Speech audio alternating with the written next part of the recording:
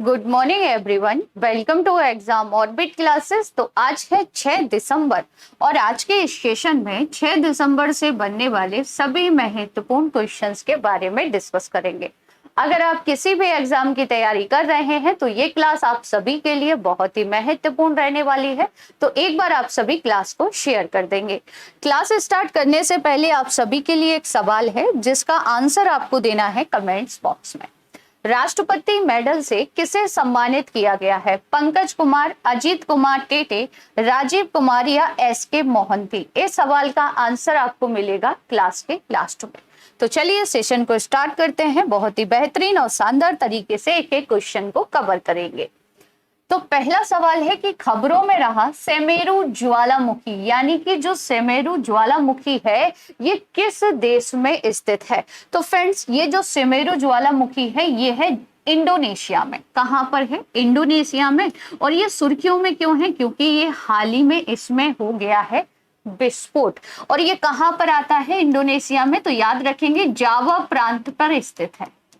जावा प्रांत वाले एरिया पर ये स्थित है जिसमें हाल ही में विस्फोट हो गया है।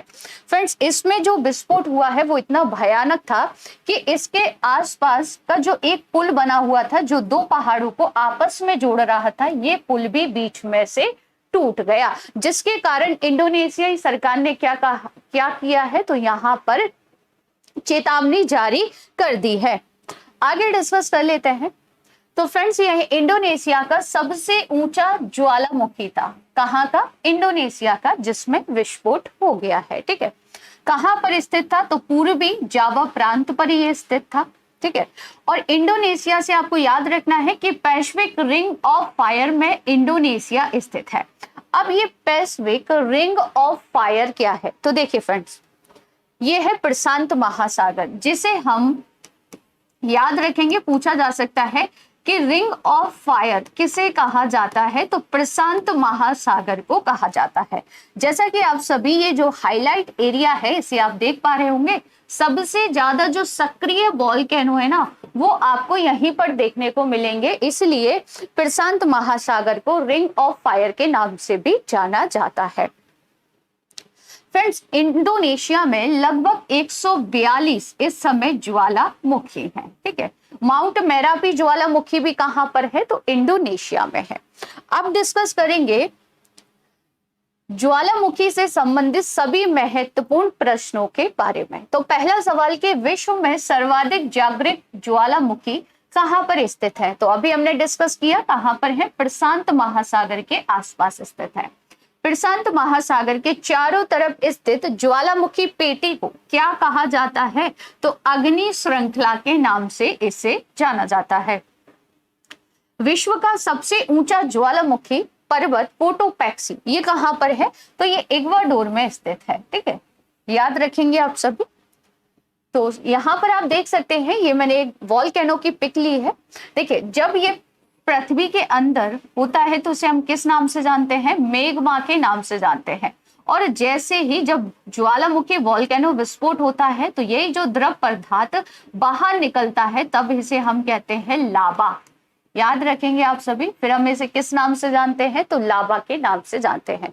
अब ये जो लावा जहां से बाहर निकलता है विस्फोट के समय, तो इस होल को क्या कहते हैं? तो क्रेटर के नाम से इसे जाना जाता है। फ्रेंड्स, ये सब शब्द एग्जाम में पूछे गए हैं, इसलिए आप सभी याद रखेंगे। और ये जो आकृति आप देख रहे हैं इसे हम सिंडर कॉन कहते हैं। क्या कहते हैं? सिंडर कॉन के नाम से इसे जानते हैं। आगे डिस्कस करेंगे कि दुनिया का सबसे बड़ा एक्टिव ज्वालामुखी कौन सा है? तो फ्रेंड्स, याद होगा कुछ समय पहले ही डिस्कस किया था, मोना लोआ, जो कि कहां पर है? ये हवाई द्वीप पर स्थित है। अब ये हवाई द्वीप कहां पर आता है? तो यूएसए में आता है।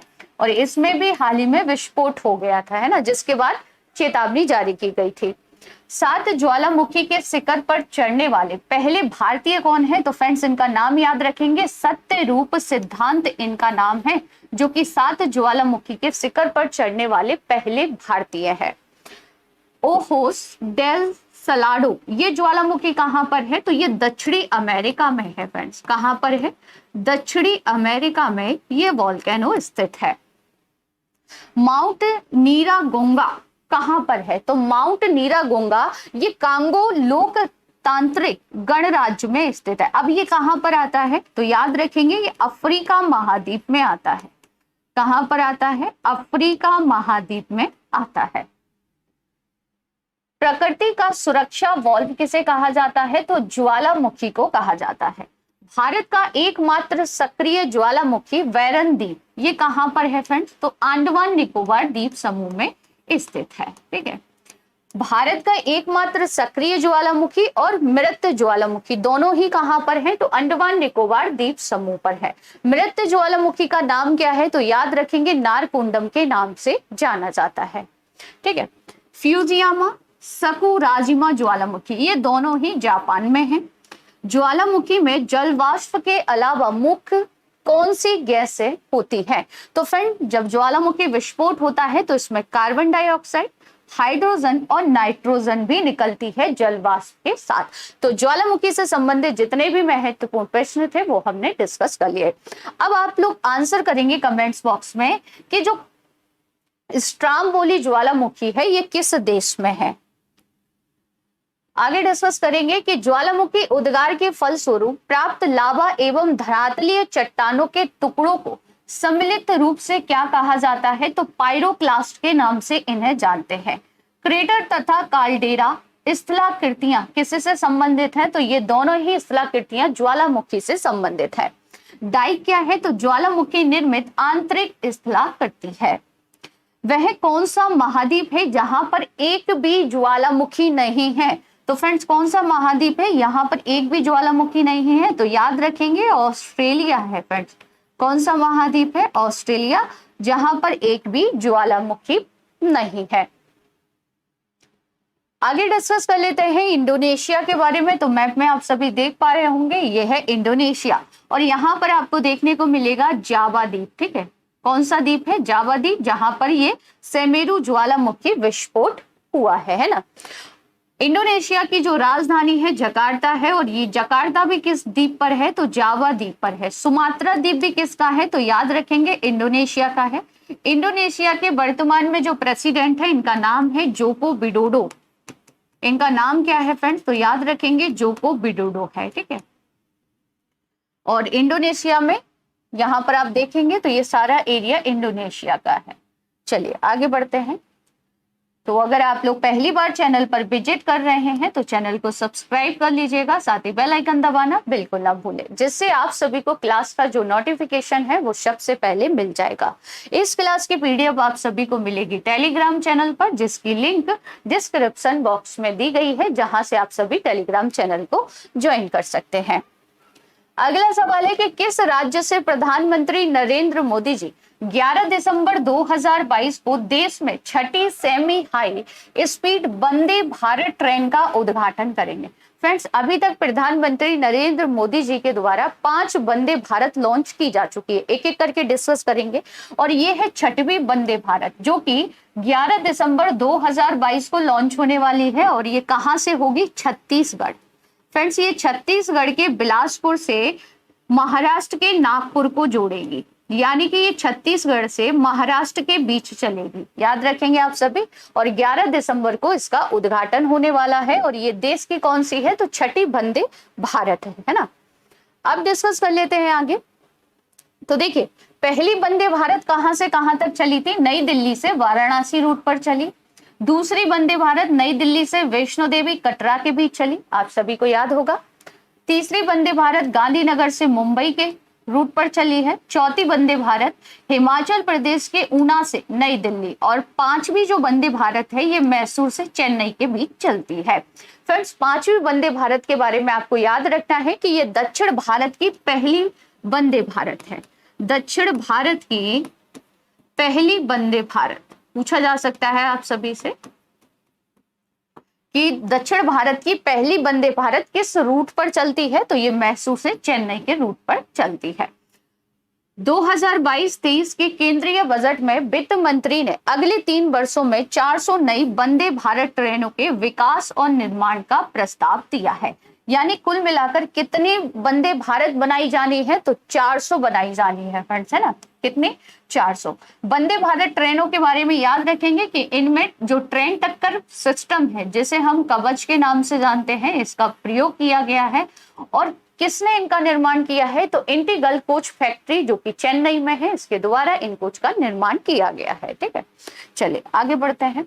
Bankers bank of the year awards 2022 किसने जीत लिया है? तो फ्रेंड, जो bankers bank of the year awards है ना, ये लंदन में दिया गया है। कहां पर? लंदन में। और ये किस बैंक को मिला है? तो ये कैनरा बैंक को दिया गया है। याद रखेंगे आप सभी, कैनरा बैंक को इस अवार्ड से सम्मानित किया गया है। कहां पर? लंदन में। कैनरा बैंक का मुख्यालय कहां पर है? तो बेंगलोर में है। कैनरा बैंक की जो स्थापना है वो 1 जुलाई 1906 में की गई थी। अब आप बताएंगे कि कैनरा बैंक के संस्थापक कौन हैं? किसने कैनरा बैंक की स्थापना की थी? इसका आंसर आप सभी कमेंट्स बॉक्स में देंगे। आगे डिस्कस कर लेते हैं बैंकिंग से संबंधित लेटेस्ट करंट अफेयर। सेबी की मंजूरी के बाद आईडीएफसी म्यूचुअल फंड का नाम बदलकर क्या किया जाएगा? तो फ्रेंड्स, अच्छे से याद रखेंगे, बंधन म्यूचुअल फंड किया जाएगा। सेबी ने अपनी मंजूरी दे दी है नाम बदलने के लिए। आईआईएफएल म्यूचुअल फंड ने भारत का पहला, फ्रेंड्स याद रखेंगे, भारत का पहला tax saver index fund launch किया है, जिसका नाम क्या है? तो फ्रेंड्स, इसका जो नाम है वो IIFLELSS Nifty 50 tax saver index fund रखा गया है। इसे लॉन्च किसने किया है? तो आईआईएफएल म्यूचुअल फंड के द्वारा इसे लॉन्च किया गया है। नेक्स्ट क्वेश्चन है कि स्वर धरोहर महोत्सव 2022 कहां पर हुआ है? तो फ्रेंड, जो स्वर धरोहर फेस्टिवल है, इसका आयोजन नई दिल्ली में किया गया है। कहां पर? नई दिल्ली। नागालैंड से याद रखेंगे, हॉर्नबिल जो फेस्टिवल है ये मनाया जा रहा है, जो कि 10 दिवसीय फेस्टिवल है। मणिपुर से आपको याद रखना है संगाई फेस्टिवल, इसका आयोजन हाल ही में किया गया है। कर्नाटक से याद रखेंगे मूंगफली फेस्टिवल। मूंगफली जो फेस्टिवल है ये कहां पर हुआ है? तो कर्नाटक में आयोजित किया गया। फ्रेंड्स, ये जो फेस्टिवल है इसका आयोजन इंडिया गेट पर किया गया। किसके द्वारा? संस्कृति मंत्रालय के द्वारा। इसका उद्घाटन किसने किया या शुभारंभ किसने किया? तो मुख्य अतिथि थे मेहताब अली। अब आपसे पूछा जाता है कि मेहताब अली का संबंध किस वाद्य यंत्र से है? तो याद रखेंगे ये सितार वादक है, यानी कि काफी प्रसिद्ध ये सितार वादक है। दूसरा नाम याद रखेंगे पंडित ललित प्रसाद। इनका संबंध किससे है? तो शास्त्रीय गायन से संबंधित है। अब आपको बताना है कि भारत के कुल शास्त्रीय नृत्य कितने हैं। आगे डिस्कस कर लेते हैं कि जेसी बॉस एक सत्याग्रही वैज्ञानिक पर अंतरराष्ट्रीय सम्मेलन कहां आयोजित किया गया? नई दिल्ली में। भारतीय हथकरघा कला और संस्कृति का झरोका संग्रह कहां आयोजित हुआ है? तो ये भी नई दिल्ली में हुआ है। देश के प्रथम राष्ट्रपति डॉक्टर राजेंद्र प्रसाद की कौन सी जयंती मनाई गई है? तो 138वीं जयंती मनाई गई है। सुमंगलम पंच महाभूत श्रृंखला में दूसरा सम्मेलन, जिसका शीर्षक है वायु एक महत्वपूर्ण जीवन शक्ति है, कहां पर हुआ है? तो ये भुवनेश्वर उड़ीसा में हुआ है। रक्षा सचिव गिरिधर अरमाने ने पहले तटीय सुरक्षा सम्मेलन का उद्घाटन कहां पर किया? तो ये सम्मेलन हुआ है चेन्नई में। नेक्स्ट क्वेश्चन है कि किस देश का पहला राज्य को अलग दिव्यांग विभाग स्थापित करेगा? ऐसा कौन सा राज्य है जो कि पहला अलग से दिव्यांग विभाग स्थापित करेगा? तो फ्रेंड्स, इसकी जो घोषणा है ना, वो महाराष्ट्र सरकार के द्वारा की गई है। यानी कि महाराष्ट्र के वर्तमान में जो मुख्यमंत्री हैं एकनाथ शिंदे, इनके द्वारा यह घोषणा की गई है। और ऐसा करने वाला महाराष्ट्र देश का पहला राज्य होगा अगर ये विभाग बन जाता है। तो आगे डिस्कस करेंगे स्पेशल डोज फॉर एग्जाम में विकलांग व्यक्तियों का अंतरराष्ट्रीय दिवस कब मनाते हैं? तो ये हाल ही में 3 दिसंबर को मनाया गया है। महाराष्ट्र के वर्तमान में राज्यपाल कौन है? भगत सिंह कोश्यारी हैं। दिव्यांग कलाकारों के लिए पहला दिव्य कला मेला कहां पर शुरू हुआ है? तो ये जो दिव्य कला मेला है ना, ये नई दिल्ली में शुरू हुआ है। खेल रत्न सम्मान पाने वाली पहली भारतीय महिला पैरा एथलीट कौन है, तो इनका नाम याद रखेंगे, दीपा मलिक है फ्रेंड्स, है ना। दीपा मलिक को हाल ही में किसका प्रमुख बनाया गया है, कमेंट्स बॉक्स में बताएंगे आप सभी। किस उच्च न्यायालय ने मंदिरों के अंदर मोबाइल फोन के उपयोग पर प्रतिबंध लगा दिया है, तो फ्रेंड्स ये जो निर्णय है ना, मद्रास उच्च न्यायालय के द्वारा लिया गया है। मद्रास उच्च न्यायालय ने क्या किया है कि जो मंदिरों में फोन ले जाए जाते हैं ना, उन पर प्रतिबंध लगा दिया है। केरल उच्च न्यायालय से याद रखेंगे कि कागज रहित देश का पहला हाईकोर्ट कौन सा है फ्रेंड्स, तो केरल हाईकोर्ट है ना। भारत में अभी फिलहाल कितने हाई कोर्ट हैं, 25 हाई कोर्ट हैं। 25वां कौन सा है, तो अमरावती है। आई होप आप सभी को याद होगा। सबसे बड़ा हाई कोर्ट कौन सा है, तो सबसे बड़ा जो हाई कोर्ट है वो इलाहाबाद हाई कोर्ट है। फ्रेंड्स उच्च न्यायालय ने यह भी कहा है कि लोगों को असुविधा से बचाने के लिए मंदिरों में फोन जमा करने के लिए लॉकर स्थापित किए जाने चाहिए और इस आदेश का अनुपालन सुनिश्चित करने के लिए सुरक्षा कर्मियों की नियुक्ति की जाएगी। यानी कि अब आप वहां पर मंदिर के अंदर फोन नहीं ले जा सकते। भारत और फ्रांस की किस परियोजना पर सहयोग कर रहा है, तो फ्रेंड्स भारत और फ्रांस दोनों मिलकर काजीरंगा परियोजना पर सहयोग कर रहे हैं। ठीक है, याद रखेंगे आप सभी कि भारत के साथ काजीरंगा जो परियोजना है, इस पे सहयोग किस देश के द्वारा किया जा रहा है, तो फ्रांस के द्वारा किया जा रहा है। अब डिस्कस कर लेते हैं काजीरंगा नेशनल पार्क के बारे में कुछ महत्वपूर्ण प्रश्न। ठीक है, तो सबसे पहले आप सभी याद रखेंगे कि जो काजीरंगा नेशनल पार्क है ये कहाँ पर आता है, असम में आता है। असम में कुल कितने नेशनल पार्क है वर्तमान में, असम में कितने नेशनल पार्क है, तो याद रखेंगे 7 नेशनल पार्क है। जैसा कि आप सभी देख पा रहे होंगे, एक सींग वाले गैंडे के लिए सबसे प्रसिद्ध जो नेशनल पार्क है वो है काजीरंगा नेशनल पार्क। और आप सभी को ज्ञात होगा कि सैटेलाइट फोन का उपयोग करने वाला देश का एकमात्र नेशनल पार्क कौन सा है, तो काजीरंगा नेशनल पार्क है। ठीक है फ्रेंड्स, काजीरंगा नेशनल पार्क को 1974 में नेशनल पार्क घोषित किया गया था। 2007 में इसे टाइगर रिजर्व का दर्जा दिया गया था और 1985 में इसे यूनेस्को की विश्व धरोहर सूची में शामिल किया गया था। ठीक है, इसके अलावा याद रखेंगे कि जो नेशनल पार्क है काजीरंगा, यहाँ से राजमार्ग संख्या 37 गुजरता है। राष्ट्रीय राजमार्ग है ना 37 यहाँ से गुजरता है और इसमें एक प्रमुख नदी बहती है जिसका नाम है डीप होलू नदी। ये किस नेशनल पार्क में बहती है, तो काजीरंगा नेशनल पार्क में बहती है और ये कहाँ पर है, तो असम में है। ठीक है, और इसे वर्ल्ड लाइफ इंटरनेशनल द्वारा एक महत्वपूर्ण पक्षी क्षेत्र के रूप में भी मान्यता दी गई है। तो ये काजीरंगा नेशनल पार्क के बारे में कुछ महत्वपूर्ण पॉइंट थे जिनके बारे में आपको याद रखना है।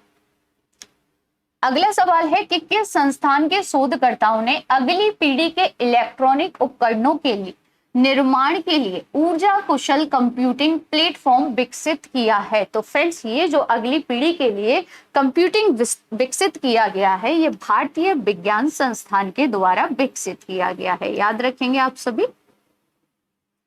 आगे बढ़ते हैं। केंद्रीय कृषि मंत्री नरेंद्र सिंह तोमर ने सतत खेती के लिए मृदा स्वास्थ्य पर राष्ट्रीय सम्मेलन का उद्घाटन कहां पर किया है, तो फ्रेंड्स मृदा स्वास्थ्य पर जो राष्ट्रीय सम्मेलन हुआ है ये नई दिल्ली में हुआ है। विश्व मृदा दिवस कब मनाते हैं, आप सभी कमेंट्स करके बताएंगे। ठीक है, तो 5 दिसंबर 2022 को नई दिल्ली में यह उद्घाटन किया गया है। ठीक है, 5 दिसंबर को विश्व मृदा दिवस के रूप में मनाया जाता है फ्रेंड्स। और सम्मेलन का जो आयोजन है नीति आयोग द्वारा आर्थिक सहयोग और विकास संघीय मंत्रालय जर्मनी से समृद्ध GIZ के सहयोग से किया गया है। फ्रेंड्स विश्व मृदा दिवस 2022 की थीम क्या है, थीम बहुत महत्वपूर्ण है, तो याद रखेंगे मृदा जहां भोजन शुरू होता है, इस बार की थीम है 2022 की। रूसी तेल पर किस समूह की निर्धारित मूल्य सीमा लागू हुई है, तो फ्रेंड्स रूसी तेल पर जो नई निर्धारित मूल्य सीमा लागू की गई है वो G7 ने की है। किसने की है, G7 ने। अब डिस्कस कर लेते हैं G7 के बारे में। तो फ्रेंड जो G7 है ये एक अंतर सरकारी संगठन है। इसकी जो स्थापना है 1975 में हुई थी। वैश्विक आर्थिक शासन, अंतर्राष्ट्रीय सुरक्षा और ऊर्जा नीति जैसे सामान्य हितों के मुद्दों पर चर्चा करने के लिए ब्लॉक की वार्षिक बैठक होती है। जैसे कि इस बार की जो बैठक हुई थी वो कहां पर हुई थी? जर्मनी में। याद रखेंगे फ्रेंड्स।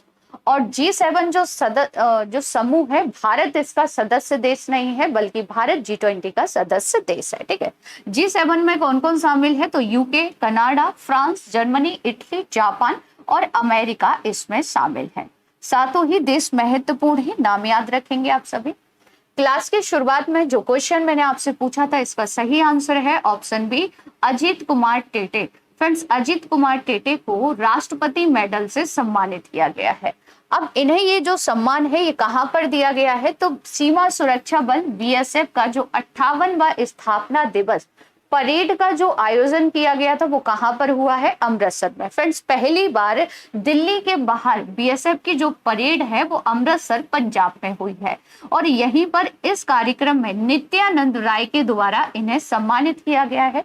अगर बात की जाए अजीत कुमार टेटे की, तो ये वर्तमान में कौन है? तो ये वर्तमान में दक्षिण बंगाल फ्रंटियर कोलकाता में कार्यरत है अधिकारी के तौर पर। कल की क्लास का रिवीजन कर लेते हैं। बैडमिंटन एशियाई जूनियर चैंपियनशिप में 17 वर्ष से कम उम्र के महिला सिंगल्स में पहुंचने वाली पहली भारतीय कौन बनी है? तो पहली भारतीय बनी है उन्नति हुड्डा। भारतीय मूल के मोहन मानसिंगानी को किस देश के officer of the most excellent order से सम्मानित किया गया है? तो ये ब्रिटेन का है फ्रेंड्स, है ना। हाल ही में भूवैज्ञानिकों ने किस राज्य के तटीय लाल रेत के टीलों के स्थल की रक्षा करने का सुझाव दिया है? तो ये जो टीले हैं ये विशाखापट्टनम यानी कि आंध्र प्रदेश में पाए जाते हैं। भारतीय निशानेबाज रुद्राक्ष पाटिल को किस देश में international shooting sports federation president cup का खिताब दिया गया है? तो ये कहां पर दिया गया है? इजिप्ट में। राष्ट्रीय पिछड़ा वर्ग आयोग के अध्यक्ष के रूप में किसे नियुक्त किया गया है? हंसराज गंगाराम अहीर को। किस देश के नेता किम जोंग उन अपने देशवासियों का नाम बदलने का फरमान इन्होंने जारी किया है? तो ये कहाँ के नेता हैं? उत्तर कोरिया के ये नेता हैं। हैदराबाद स्थित इंडियन इम्यूनोलॉजिकल्स लिमिटेड ने भारत के पहले मछली टीके के व्यावसायिक विकास के लिए किस संस्थान के साथ साझेदारी की है? केंद्रीय मत्स्य शिक्षा संस्थान, जो कि मुंबई में स्थित है। America think tank early warning project की दिसंबर 2022 में एक नई रिपोर्ट के अनुसार किस देश ने नई सामूहिक हत्याओं के मामले में उच्चतम जोखिम वाले देशों की सूची में शीर्ष स्थान हासिल किया है? तो पाकिस्तान ने किया है और दूसरे स्थान पर यमन रहा है। भारत इस रिपोर्ट में 8वें स्थान पर रहा है। अमेरिका और जापान ने किस देश के हाल के बैलिस्टिक मिसाइल परीक्षणों के लिए उस पर नए प्रतिबंध लगा दिए हैं? तो उत्तर कोरिया पर यह प्रतिबंध लगाए गए हैं। भारत ने किस देश के साथ इंटेलिजेंट ट्रांसपोर्ट सिस्टम के लिए economics development corporation fund loan समझौते पर हस्ताक्षर किए हैं? तो फ्रेंड्स, ये दक्षिण कोरिया के साथ किए गए हैं। किस संस्थान ने state of global water resources 2021 जारी किया है? WMO के द्वारा इसे जारी किया गया है। अब डिस्कस करेंगे टॉप 10 स्टैटिक के question. Cherry blossom festival Bharat के किस राज्य में मनाया जाता है? मेघालय। भारत में सबसे पहले सूर्य किस राज्य में निकलता है? अरुणाचल प्रदेश में। गौतम बुद्ध का बचपन का नाम क्या था? तो इन्हें सिद्धार्थ के नाम से जानते थे। भारत में सशस्त्र बलों का सर्वोच्च सेनापति कौन होता है? प्रेसिडेंट। कायदे आजम किसे कहा जाता है? मोहम्मद अली जिन्ना को। भारत की पहली महिला शासिका कौन थी? रजिया सुल्तान। और ये किसकी बिटिया थी? तो ये बेटी थी इल्तुतमिश की। ठीक है। मछली किसकी सहायता से सांस लेती है? गलफड़ों की सहायता से। सैंडर्स की हत्या किसने की थी? भगत सिंह ने। 1857 के विद्रोह में किसने अपना बलिदान सबसे पहले दिया? मंगल पांडे ने। पंजाब केसरी किसे कहा जाता है? लाला लाजपत राय को कहा जाता है। कल की क्लास में आपसे जो क्वेश्चन पूछे गए थे इनके आंसर एक बार देख लेते हैं। कौन सा राज्य पहली बार दिसंबर 2022 में रणजी ट्रॉफी मैचों की मेजबानी करने वाला है? सिक्किम। निजता का अधिकार भारत के संविधान के किस अनुच्छेद के तहत संरक्षित है? आर्टिकल 21 के तहत। निम्नलिखित में से कौन सा खाड़ी देश एक द्वीप के रूप में स्थित है? बहरीन। तो इसका सही आंसर था ऑप्शन सी। अब आप सभी के लिए कुछ क्वेश्चन हैं जिनके आंसर आपको देने हैं कमेंट्स बॉक्स में। तो पहला सवाल है कि विश्व मृदा दिवस विश्व भर में किस दिन मनाया जाता है? किस देश का पहला प्राइवेट रॉकेट लॉन्च पैड और मिशन कंट्रोल सेंटर कहां पर बनाया गया है? पृथ्वी का सबसे भीतर वाला भाग क्रोड किसका बना होता है? नेक्स्ट एंड लास्ट क्वेश्चन है कि निम्नलिखित में से कौन देश कोयले का सबसे बड़ा उत्पादक है? तो फ्रेंड्स, इन सभी के आंसर आपको देने हैं कमेंट्स बॉक्स में। आज का ये सेशन आप सभी को कैसा लगा कमेंट्स करके जरूर बताइएगा। अगर क्लास अच्छी लगी हो तो क्लास को ज्यादा से ज्यादा शेयर कीजिएगा, लाइक कीजिएगा और चैनल को सब्सक्राइब जरूर कर लीजिएगा। मिलते हैं नेक्स्ट क्लास में, तब तक के लिए थैंक यू सो मच।